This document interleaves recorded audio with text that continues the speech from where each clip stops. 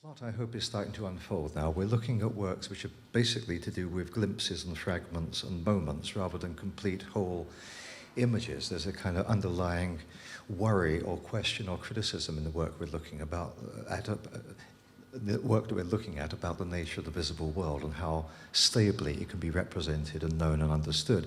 But my other reason for showing this clip was because it was made on exactly the same equipment, but 35 years later, as the stuff that we saw in the first two extracts. And the story, very briefly, is that when the Lux collapsed, the main London experimental artists' screening space in Hoxton Square, the equipment which the Lux had inherited from the old co-op, the Grice's original printer and processor and all that stuff, was due for the scrap heap.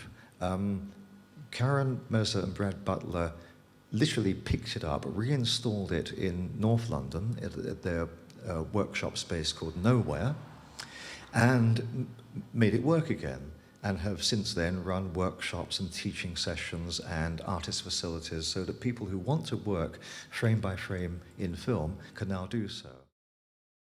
What interested me about it was that fundamentally it seems to me about drawing.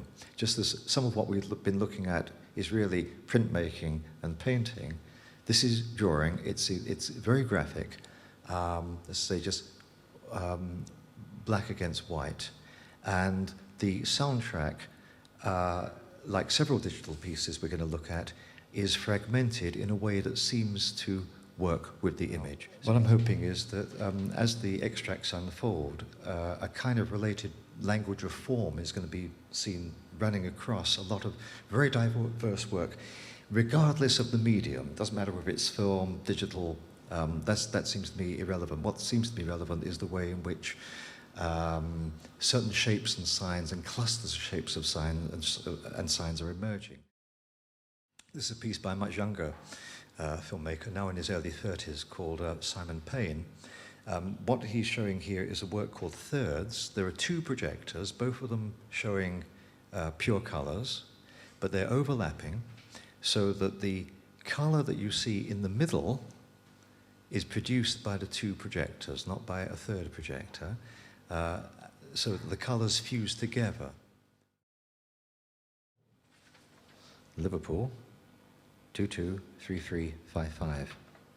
It's not a phone number, it's Liverpool Street Station, and the numbers indicate the frame structure that organizes the piece.